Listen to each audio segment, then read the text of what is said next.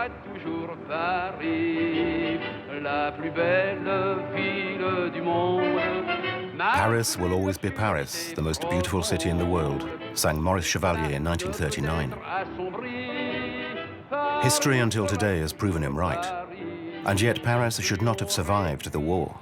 Hitler had ordered, yelled and screamed repeatedly, Paris must be wiped off the map. This is what we avoided.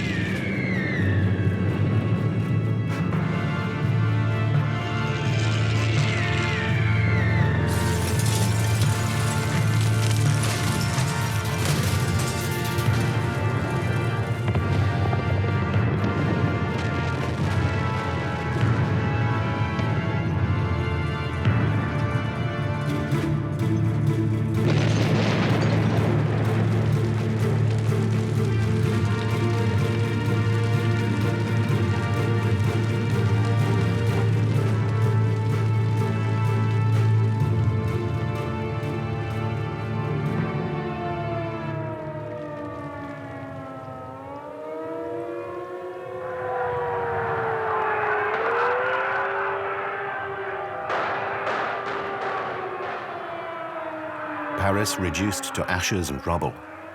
A tragedy that was announced and yet which never happened. For during the 16 fateful days in which the City of Light freed itself from the Nazi yoke, a handful of men on various sides refused to accept the inevitable. Resistance, communists or Gaullists, Allied and German officers, they disobeyed to save Paris.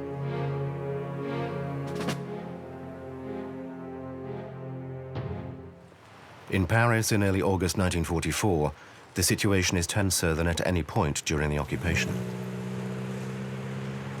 The front is getting inexorably closer, and the Wehrmacht soldiers are on edge.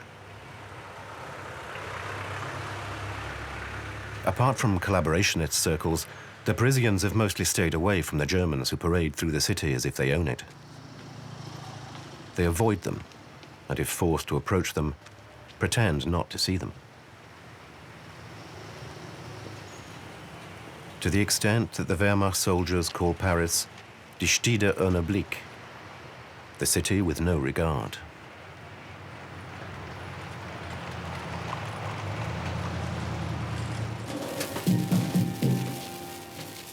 Every evening, ears are pressed to radios, where Radio Laurent broadcasts coded personal messages to the resistance. Andromaque uses lavender perfume. We say it twice. Frederick was king of Prussia. The elephant has broken a tusk. Atterley is in ecstasy. We repeat, Atterley. What do these strange phrases mean? Religiously recited day after day for 4 years, increasingly so since the D-Day landings. What do they foretell if not the Germans' imminent defeat? After all, they're preceded by 4 notes taken from Beethoven's Fifth Symphony. 3 dots and a dash, in Morse code representing a V. V for victory. There is no doubt the resistance will soon rise from the shadows. And for the time being, the Parisians continue to do what they've been doing for 4 years. Wait. But not everyone is content to wait. Raoul Nordling is the Swedish consul in Paris. Sweden has been neutral throughout the war, enabling Nordling to maintain normal diplomatic relations with Nazi Germany. But Consul Nordling has no sympathy for the Germans. He is Swedish, but he was born in Paris, where he has always lived. Nordling is French in his heart, a humanist and a fervent pacifist. Since the beginning of the occupation, he has constantly intervened with the German authorities for the release of prisoners, with little success. Most of his dealings are with Otto Abetz, the Reich's ambassador in occupied France. He's an intellectual, He speaks perfect French and collects works of art, many of which belonged to now deported French Jews.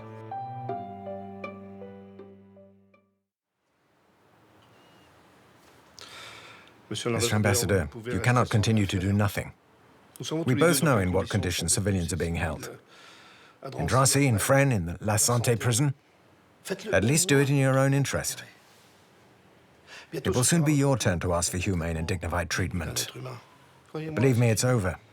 You must understand, Counsel, that I'm not rejecting your demand. Neither am I accepting it.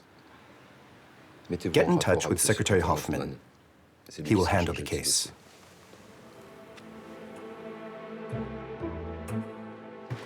As he leaves Ottawa-Betz, Raoul Nordling crosses paths with a general he doesn't yet know. Dietrich von Choltitz has just arrived in Paris.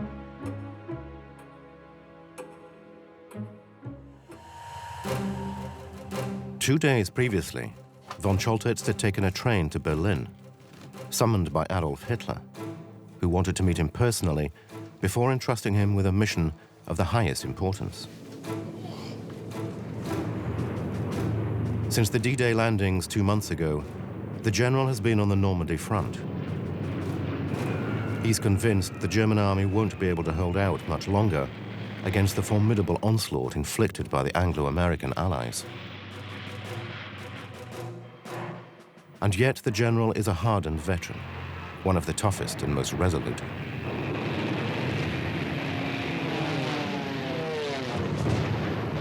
He's seen every campaign since Czechoslovakia was annexed in 1938.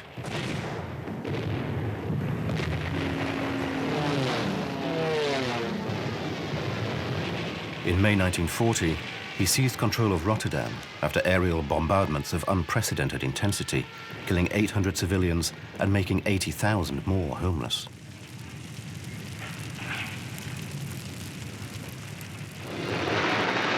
In 1941, he was at Sebastopol. He ordered the city to be bombed, showing no pity whatsoever for its inhabitants.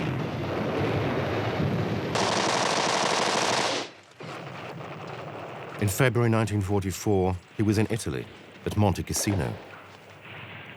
In June, in Normandy. And on August 7th, in a Polish bunker, face to face with Adolf Hitler. In his memoirs, he wrote, I saw an old man, stooped and bloated, his hair grey and thinning, trembling, a physical ruin. I'd been told I shouldn't shake his hand too vigorously. It was hurting him after a wound incurred during the attack. I carefully placed my right hand in his. The kindly regard he gave me was the only sign of humanity at this grave hour.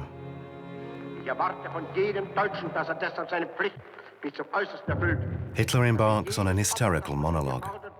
For 45 minutes, he describes the 1,000-year Reich that he has wanted to build for Germany. He speaks to an imaginary crowd, haranguing them from his pulpit. He talks of the natural superiority of the German soldier. He outlines his great counteroffensive, which will repel the Reich's enemies beyond the seas. He then reflects on the attack he has just survived. He's screaming and ranting now, his eyes bulging, literally foaming at the mouth. There was no longer any doubt. I was in the presence of a madman. The awareness that our people's existence was in the hands of a lunatic, incapable of mastering the situation, merely yielding to his deluded inspiration, weighed on me unbearably.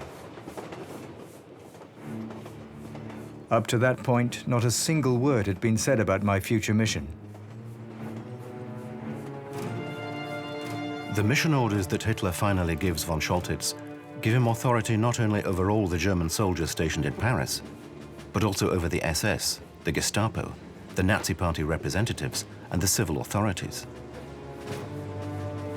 In his madness, what fate is Hitler reserving for the City of Light?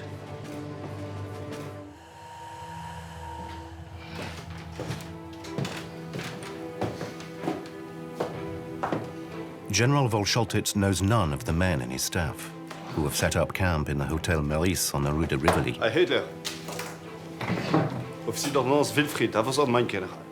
So, Wilfried, how is life in Paris? Picard est un peu l'endroit. His men, for the most part, have no real experience of war. Franc-tireur? Gros problème? The Wehrmacht has no more than 2,000 soldiers to defend Paris. They're badly armed, undertrained, and have little motivation.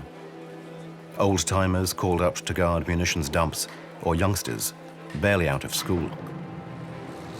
As for their weapons, there are a few anti-aircraft batteries, 17 armored cars, and a cannon dating from the Great War, with just 68 shells.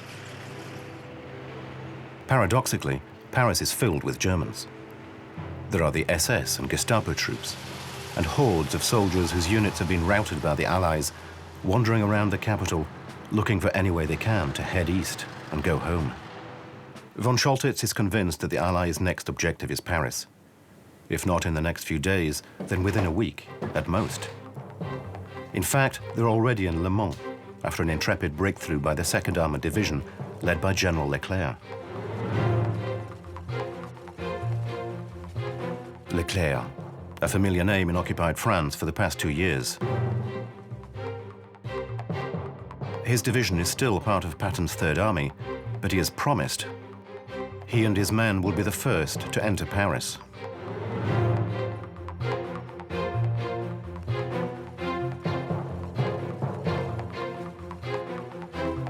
Eight days previously, on landing in France, he recorded this brief declaration for the BBC. The hour of liberation is approaching. I've returned to French soil at the head of an armored division to take part in it. I promise you, the tricolor flag will once again fly over Paris. Le Mans to Paris, 185 kilometers, and practically no serious German defenses between the two.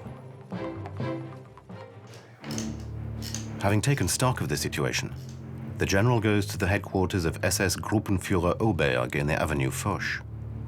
Karl Auberg, the butcher of Paris, is the supreme chief of the German police force for all of France. The fanatical SS and the sinister Gestapo. The full force of German repression is at his command. What von Choltitz wants is to integrate the SS into the Wehrmacht combat units, which will soon have to defend Paris. I was in Berlin until yesterday. And what can I do for you? As you can see in my orders, as of today, the Führer grants me the prerogatives of the commander of a stronghold under siege. Yes, I can see that. Which is indeed our situation. We are a stronghold under siege. But I have nothing to defend it with. You, on the other hand, have men who are armed, experienced, and determined. The equivalent of 4 regiments. I want them to fight under the orders of the Wehrmacht, immediately. The answer is no, General.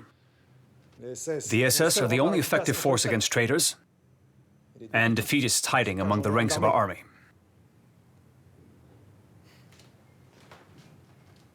There is no authority superior to the SS. I imagine, Herr Gruppenführer, that is your final decision? Final. All that von Choltitz can hope for is that Auberg and his SS men can prevent acts of sabotage by the resistance.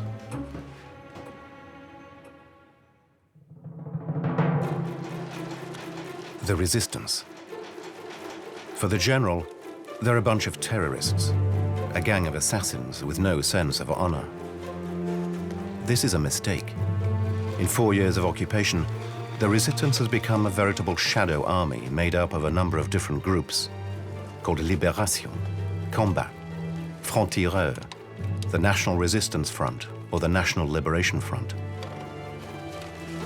They don't know one another and come from all political horizons, from the revolutionary left to the Bonapartist right.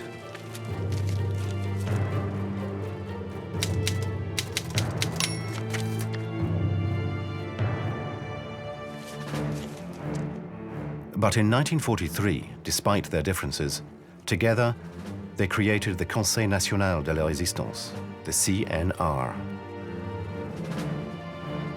With the CNR, the resistance becomes a real military force. It coordinates movements, organizes underground activity, the maquis, and provides London with vital information. In early 1944, the CNR has a clandestine army of up to 100,000 men under the common banner of the FFI, Force Française de l'Intérieur.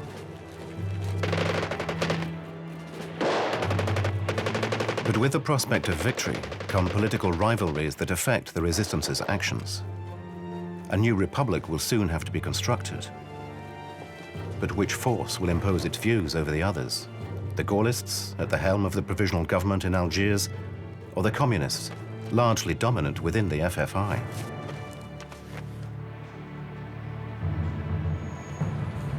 For the moment, however, Germany is still very present, and the FFI forces are champing at the bit, waiting for the order for general insurrection.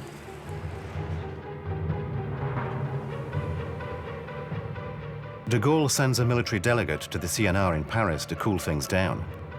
He is just 29 years old, but is already a brigadier general, the youngest since the First Empire, and his name is Jacques Delmas, known as Chabon.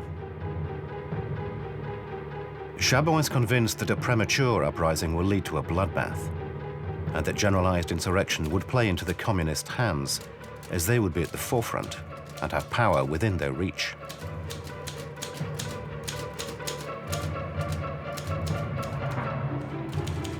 His opposite number is a communist ardently advocating just such immediate insurrection. Colonel Roll, real name Henri Tanguy. A former metal worker, he joined the Communist Party at the age of 17. In June 1944, the CNR makes him a colonel and appoints him as commander of the FFI forces in the Paris area. He's a powerful man. It is whispered that he could raise more than 20,000 men in just a few hours. Chabon is aware that he cannot contain the clandestine army's desire for open warfare for much longer. On July 27th, he leaves Paris for Lyon, where he takes a plane from a secret airstrip, heading for London.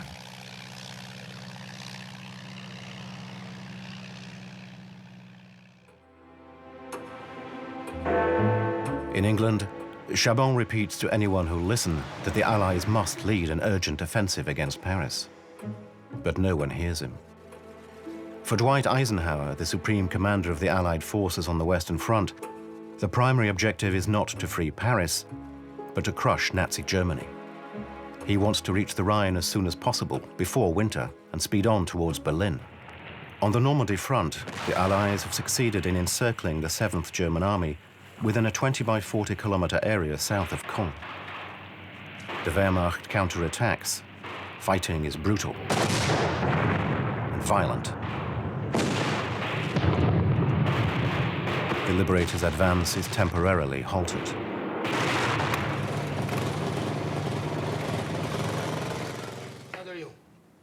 Von Choltitz profits from the respite to reorganize his forces. He integrates his administrative staff into his combat units. He requisitions all soldiers returning from Normandy without a unit, and 17 panzers heading for the front. He now has almost 20,000 men prepared for battle. Roll Tanguy is also organizing his forces. He has some 42,000 men in the capital and the same number in the suburbs. But what is lacking is weapons. Since July, sabotage operations have intensified, disrupting the Germans' communications and supplies. Executions targeting members of the milice or collaborators have also become more widespread. In his General Order No. 3, Colonel Roll writes, Department and sector heads should consider themselves mobilized at every hour of the day and night. It is possible that popular insurrection movements break out. The FFI should support them with all their might. Raoul Nordling has been in touch with the resistance for some time. He believes the Nazis will be defeated, and he too wants to prepare for post-war peace. His contacts have revealed that among the prisoners held in the Fresnes prison are a number of leading resistance members that the Germans have so far not identified, and whom the CNR would like to see released before insurrection.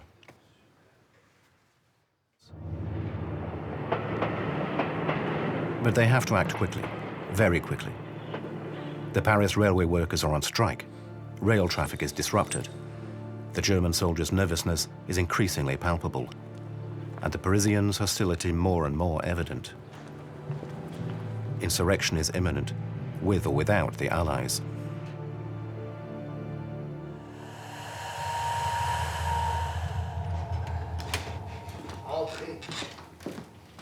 This morning, General von Choltitz has an appointment with SS Standartenführer Defying, the Gestapo's chief torturer. Rumor has it that the Allies will soon be in Paris. And you want to know if this is true? I can tell you that the valiant soldiers of the Wehrmacht will repel the invaders with no difficulty, as they're vastly superior to them in every way. Would you believe me? I don't know, General. No, you wouldn't believe me. So I shall tell you the truth. In a few days, perhaps a few hours, Paris will be surrounded. We can fight and die, or we can surrender. The result will be the same. The Allies will take the city. In that case, I must leave the city as soon as possible. Why? Are the SS not supposed to fight? It's not that, General. But we must in no case reveal what has happened here over the past 4 years. The torturer fears torture. Well, my dear Defying, I can do nothing for you. I think you will have to deal with the Americans. Or present your excuses to the French communists. During the night following this edifying discussion, Defying slips away like a thief towards Germany, taking 1,200 members of the Paris Gestapo with him.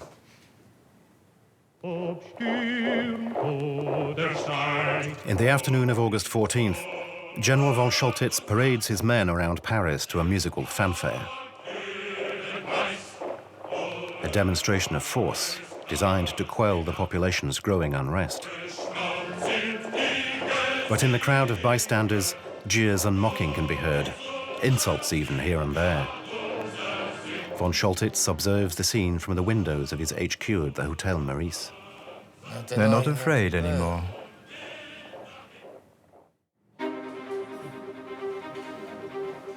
As the Germans parade, Colonel Roltongi meets the leaders of the three main resistance movements in the Paris police, in the back room of a cafe in Levallois-Perret. They've had enough of the German authorities' bullying. They want to go on strike. They want to be the first Parisians to openly rebel. Roltongi now knows the 7,000 Paris police officers will join the insurrection. 7,000 armed men, when the FFI desperately need weapons. It's unhoped for. Here in the back room of a suburban cafe, he draws up the tract that will at last tip Paris over the edge into armed revolt. Appeal to the Paris police. The hour of liberation has sounded. You must take part in no further operations to maintain order for the enemy. You will refuse to participate in the arrest of patriots, in searches, roadblocks, identity checks, prison surveillance, etc. You will help the FFI eliminate all those who continue to serve the enemy in this manner. Signed, Commander of the Paris region for the FFI. On the 14th, von Choltitz receives new orders from the Führer himself. All Paris's industrial installations have to be destroyed. An explosives commander has been sent from Berlin to organize the operations. Technical advisors who inform von Choltitz of the imminent arrival of his old friend Karl. Karl, the nickname for a giant self-propelled mortar, the biggest ever built. There were just 6 of them, capable of firing shells loaded with 2,200 kilos of explosives over 6 kilometers. With each shot, a whole neighborhood could be reduced to rubble. Von Choltitz, at that very moment, is faced with the most dramatic decision in his whole career. Should he obey? In military terms, the destruction ordered by Hitler will change nothing, but will only push the population into outright rebellion. Should he disobey? He will be shot, and his family will be deported, perhaps executed. Whatever he does, he knows the war will be lost for Germany. He has to save himself and his loved ones, honorably if possible. But time is running against him.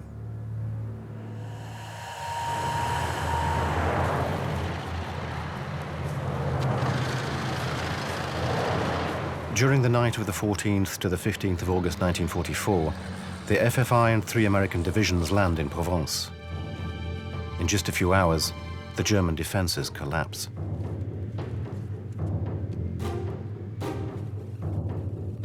On the morning of the 15th, almost all the law and order forces in Paris are on strike.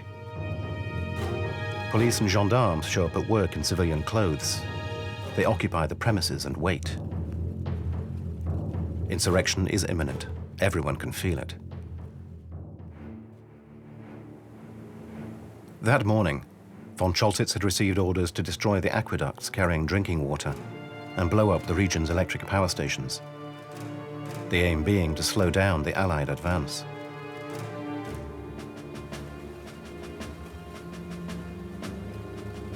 At midday, he receives further orders directly from Hitler, transmitted by radio from Berlin. All the bridges in Paris are to be destroyed, as well as around 40 more in the suburbs. How can he defend the city if he can't cross the River Seine? 300 men are assigned to him, experts in sabotage and demolition. For the moment, these men are holding stocks of explosives in the National Assembly. If he is to apply these orders, the general will be guilty of a despicable war crime. If he doesn't apply them, he's condemning his own family to death. At the Hôtel Meurice, the technical team leader is optimistic. He assures the general he is in a position to destroy all of Paris.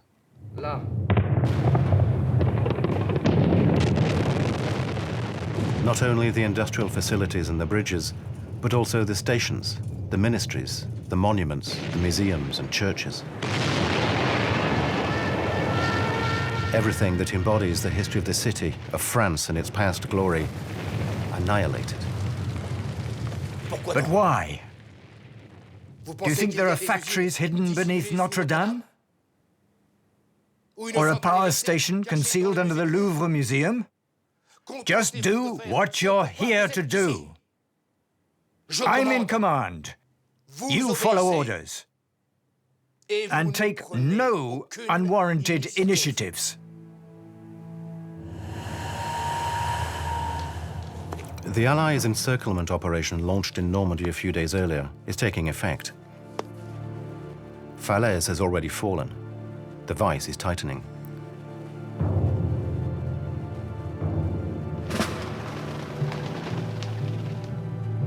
The German troops are fleeing, reeling in panic, with the Americans hot on their heels. Raoul Nordling has a meeting with a man his contacts have defined as the chief. He's about to meet Sarah, alias Alexandre Paradis. He's the metropolitan delegate for the government in Algiers, appointed this very morning by General de Gaulle himself. Paradis is not a soldier. He's an intellectual, a politician. De Gaulle has entrusted him with imagining a new state organization after the liberation. Nordling tells him of his attempts to free civilians imprisoned by the Germans. He fears that if insurrection breaks out, the SS will massacre all the political prisoners still being held in the local prisons. Can the resistance help? Can they free them using armed force? No, says Paradis, we don't have the resources.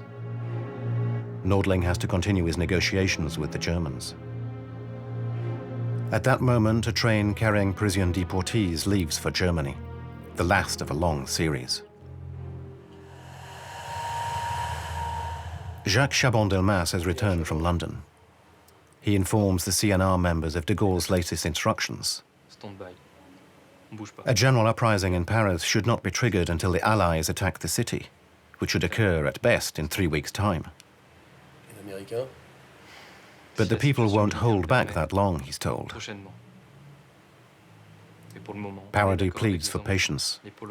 It's finally decided not to decide anything. Chabon draws up a report sent by radio to de Gaulle in London. Found situation in Paris to be tense. Police disappearance through strike will only facilitate insurrection. Personal impression, atmosphere very heavy. Consequently, military context permitting, intervention with allies necessary to demand swift occupation of Paris. At the same time, Consul Nordling is with the German forces commander, Dietrich von Choltitz. Nordling notes that the general appears to be rather less haughty. He looks worried, tormented even. General, you have to release all the civilian prisoners. 6,000 people are imprisoned in Drancy, Fresnes, La Santé, Pithiviers. They're innocent. The prisoners we're talking about were not caught with guns in their hands. They were denounced or arrested in roundups and have never been tried. Civilian prisoners are of no concern to me. I'm not interested. But, General... No, no! No, I can't! General? Consul? General, I will have left the city by tomorrow morning. The Reich's greater cause summons me back to Berlin. From now on, you're on your own to maintain order in Paris. The Reich's greater cause. Hmm? Then go, Oberg. We shall die very well without you. Oberg, one moment, if you please. Do you see any objection to me releasing the political prisoners held in Paris? I really don't care. Very well. If nothing in the Reich's greater cause stands in the way of it, you can go to the devil.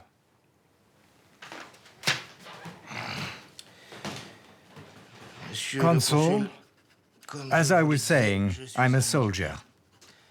And a soldier does not imprison civilians. I shall therefore draw up a release order for you, which will enable you to negotiate with those responsible for holding the prisoners. I trust you will act with all due haste. I fear that the major to whom you must transmit this letter may also be called upon to decamp in the name of the Reich's greater cause.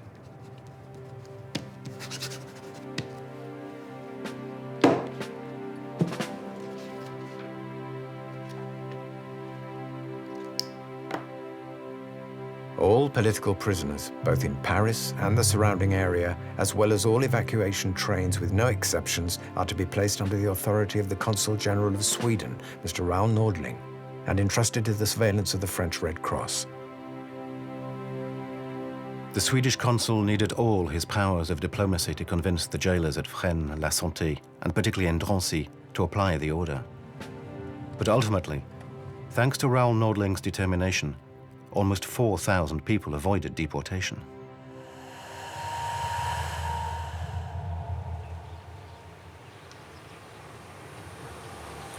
On the morning of August 18th, Paris wakes up to a strange atmosphere.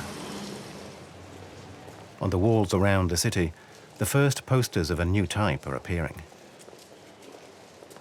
Order for general mobilization.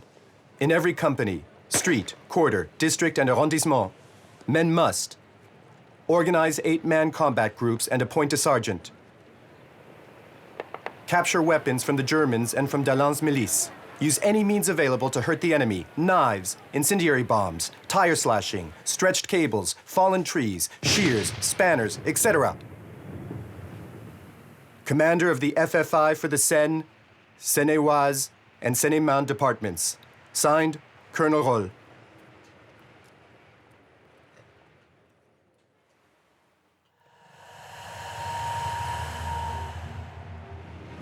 "26 meters below the bronze lion statue in the Place d'Enfer Rochereau, Colonel Roll Tanguy sets up his operational HQ in an anti-aircraft shelter built before the war. It's a vast complex of rooms, connected to the catacombs, the sewers, and the metro, with the luxury of being linked with other shelters via an independent telephone network the Germans cannot tap. The d'Enfer HQ will be the nerve center for insurrection. The uprising has already begun. That morning, 2,000 police officers took over the prefecture building and the weapons held there. They raised the French flag on the roof, and resolutely sang the Marseillaise in 2000-part harmony. Roltongi arrived at 9 o'clock in uniform. In fact, a simple jacket left over from the war in Spain, on which his wife has sewn 5 gold braids. From a vehicle parked in the prefecture courtyard, he informs the policeman, "In the name of the Provisional Government of the French Republic, I am taking command of operations."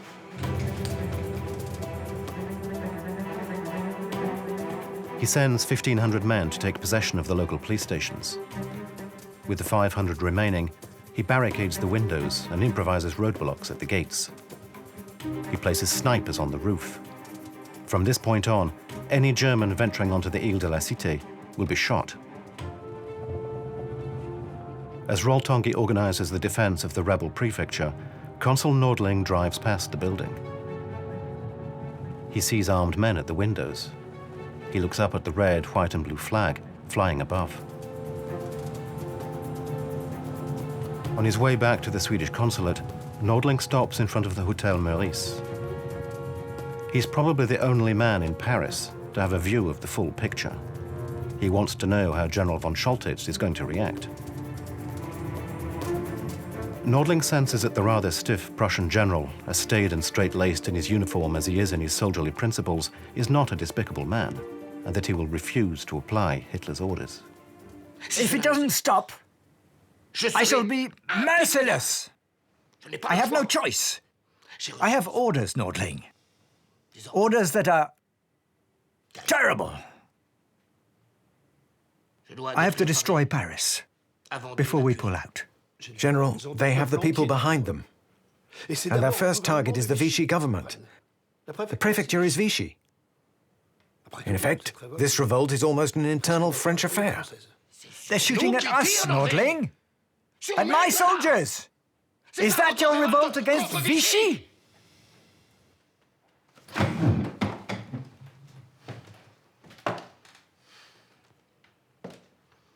The worst thing is, I like the French.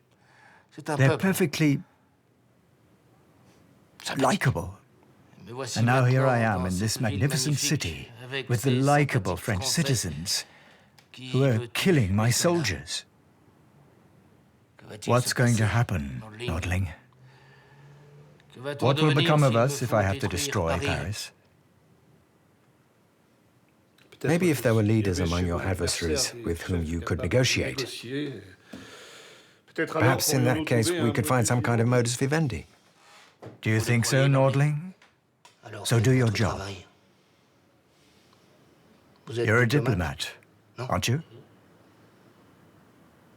If you don't want me to hit hard, then talk to them.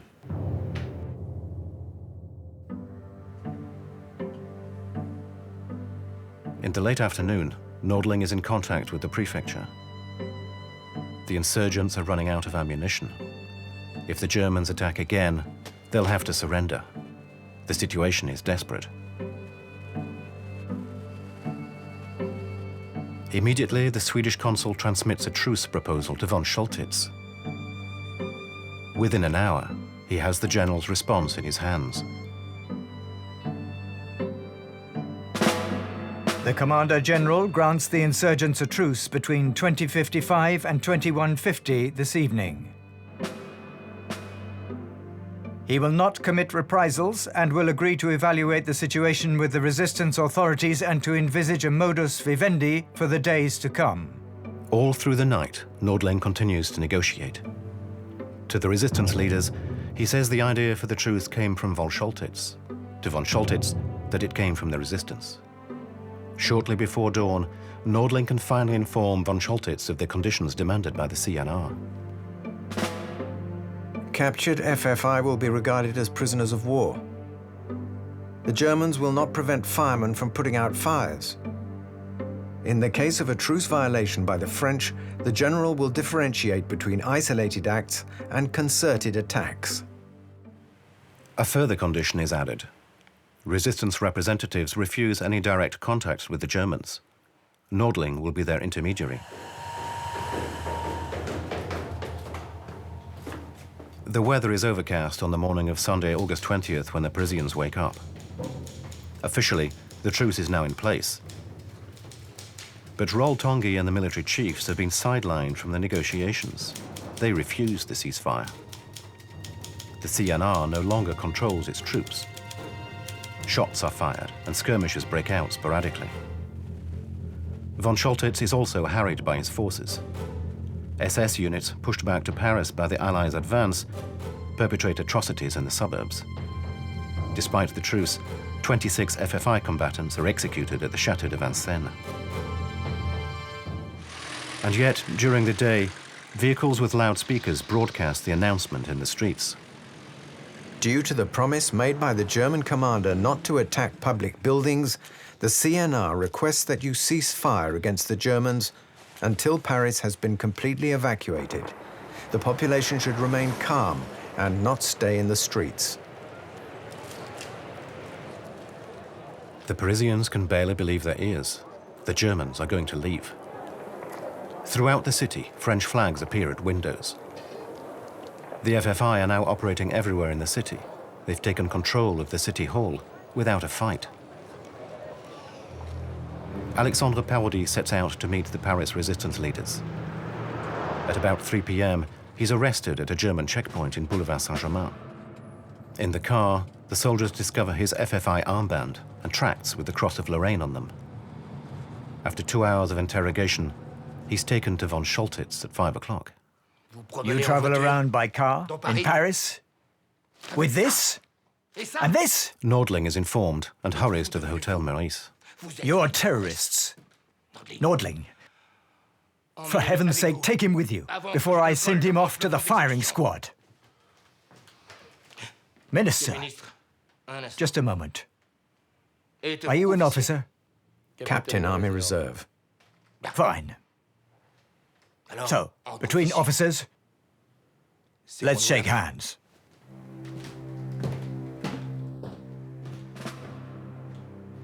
Parodi is justifiably both scornful and wary. If the Allies don't arrive soon, von Choltitz will crush the Paris uprising. Rol-Tanguy seeks a last-ditch solution. He sends a man he can trust, Major Gallois, to the front. He is certain that Leclerc will not let Paris fall, even if he has to disobey orders. At the moment Gallois leaves the capital, Leclerc is enraged, frustrated and impatient. He's still 200 kilometers from Paris, while certain American units are within 20.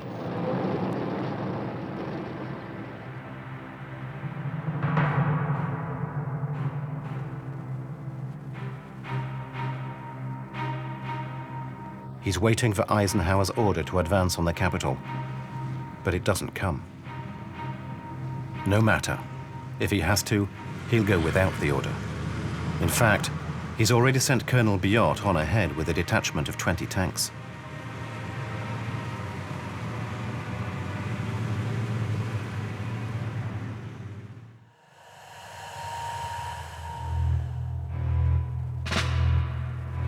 In the first free newspapers distributed by the FFI, the Parisians discover a list of the buildings occupied by the resistance.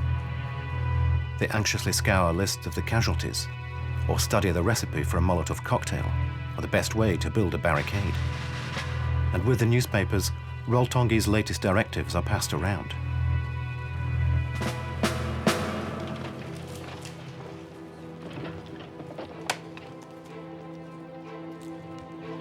All the people of Paris, men, women, and children, are to build barricades and cut down trees along the avenues. Every small street must be partially blocked by chicanes.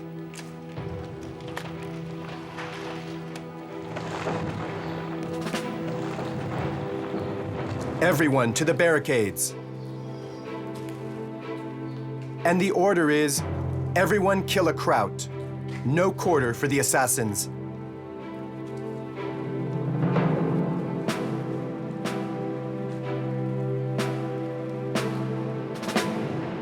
Some of the German units retreating from Normandy have come to reinforce the garrison in Paris, which now has 50 more tanks. In the early afternoon, Nordling receives a CNR representative at the Swedish embassy. We have no more ammunition. Leclerc has to come. You're a diplomat. Get us through the German lines. Nordling agrees. Once again, he heads for the Hotel Meurice. What do you want me to do? This morning, General Speidel communicated the Führer's latest orders. I have to leave Paris in ruins, his exact words, and carry out pitiless reprisals against the population. I have to defend the city to the end, and if necessary, perish in the rubble. What did you reply? That I have placed 3 tons of explosives beneath Notre Dame and 5 under the Louvre. That the Madeleine, Sacré-Cœur and the Palais Royal are ready to be blown up. And that the Eiffel Tower will make an excellent anti-tank barrier when demolished. You're not serious, General. Obviously, I'm not serious. But that's the plan that's been concocted by the specialists from Berlin. And they envisage between 400 and 500,000 civilian victims. They apologize for the approximate nature of the figures. I'd be better off standing in the middle of a bridge when they blow it up. I have a proposition for you. Huh? Another truce? Give me an Ausweis and I shall go and inform the Americans of the situation. You're joking. Not at all. If they come rapidly and in numbers, nobody could reproach you for not having the time to execute these despicable orders. I shall not surrender without a fight. Obviously. And I shall only surrender to a superior officer from a regular Allied army unit. That goes without saying. Go ahead, Nordling. And may you succeed. As he leaves the meeting with von Choltitz, Raoul Nordling suffers a heart attack. Obliged to rest, he sends his brother to meet General Leclerc. And meet him he will.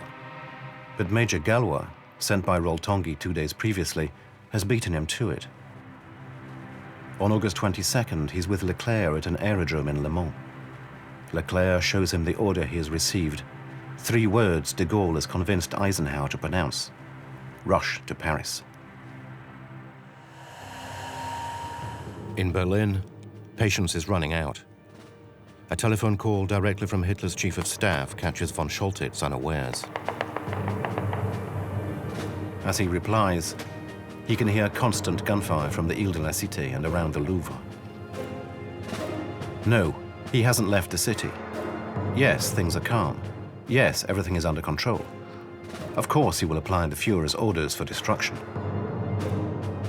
Hitler orders a deluge of V-2s to be fired in addition to the Luftwaffe's carpet bombing. The V-2 is the very first ballistic missile. A rocket carrying almost 800 kilos of explosives, more than 300 kilometers at supersonic speed. Dozens of them are ready to be launched against London from Belgium and Holland. Aim them at Paris, screams Hitler in his bunker. Von Choltitz refuses. He doesn't accept that the German soldiers still fighting in the city should be sacrificed to Hitler's madness. Hitler himself can rant into the telephone, "Brennt Paris? Is Paris burning?" But once more, Paris has been saved from annihilation.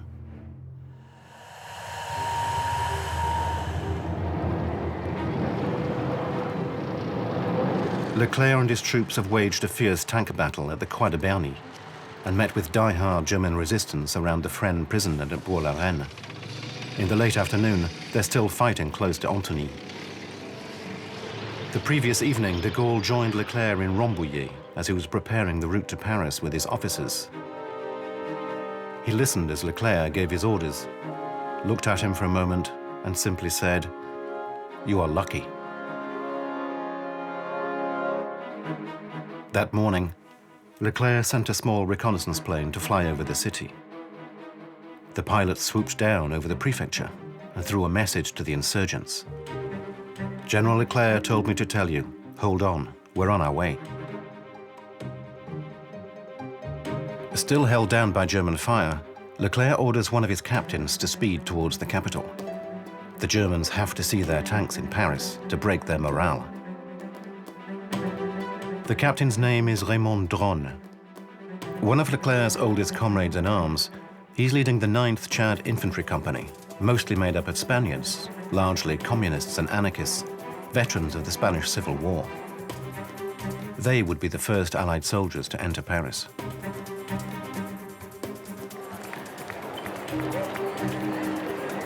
Dronne, his 3 tanks and 150 men don't encounter a single German soldier between Antony and Paris City Hall. But as they pass, the Parisians hit the streets, waving flags, cheering and kissing the men, climbing on their tanks, all bearing a cross of Lorraine and a French name on the side. Montmirail, Romilly, Champaubert, the names of 3 of Napoleon's victories against the Prussians. Dronne reaches City Hall at 9:22 p.m. with a young girl in a traditional Alsatian costume sitting on the bonnet of his Jeep. The bells in every church in Paris are ringing out to welcome Leclerc's men. Leclerc's division is now in the capital. Along with Roltongui's FFI, it is eliminating the Germans' armed outposts hidden throughout the city.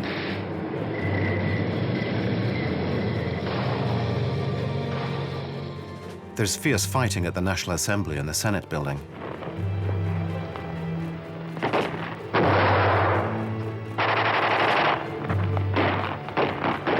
In Avenue Kléber, Battalion Chief Massu orders cannon fire against the Hotel Majestic, where 300 German soldiers are holed up. In the Rue des Archives, Captain Dronne and the 9th are caught in the crossfire from machine gun posts hidden in apartment buildings. They can't reach the Place de la République, which is mined. Everywhere, German snipers wreak havoc, firing down from the rooftops.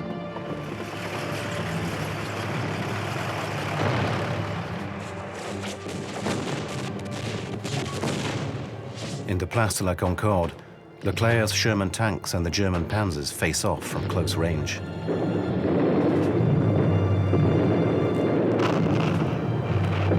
But the Rue de Rivoli sees the most ferocious fighting. Along the arcades, Leclerc's infantrymen make slow progress from Châtelet, accompanied by the FFI. The Germans have set up barricades around the Hôtel Meurice and shower the street in machine gun bullets. At 12:45, an ultimatum is sent to von Choltitz. You have half an hour to cease all resistance, or the German garrison will be completely exterminated. The general replies, "I don't accept ultimatums." At last, the French soldiers are in the hotel. A young FFI soldier is first on the scene. Later, in his memoirs, von Choltitz would recount the event. The civilian pointed his gun at me and repeated several times, "Sprechen Deutsch? Sprechen Deutsch?" I calmly replied, "No doubt, better than you do." As this occurred, a French officer entered the room and realized what was happening. He grabbed the civilian by the arm and dismissed him. He then raised his hand to his cap and asked me in French, "General, are you ready to cease fighting?" I replied, "Yes, I am."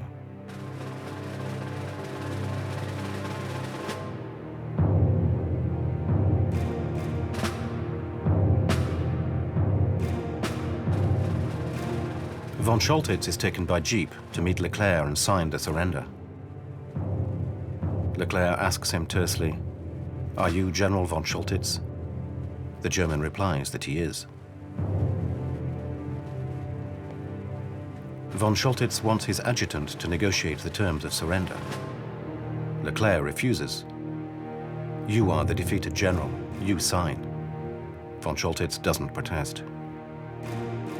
Colonel Roltongi demands that he countersign the document in the name of the FFI. Leclerc refuses. He alone represents the Free French forces. Von Choltitz signs the act of surrender. Leclerc signs after him. Roltongi will finally get his signature on the document, but only the next day. The Battle of Paris is officially over.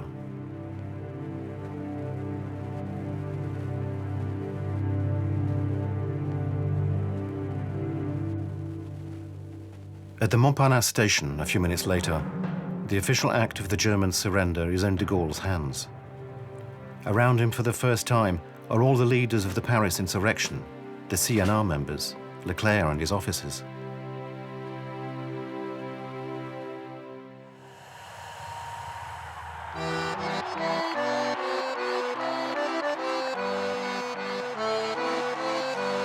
The next day, among a delirious crowd, General de Gaulle marches along the Champs-Élysées, accompanied by Leclerc and members of the provisional French government. The communists are well represented.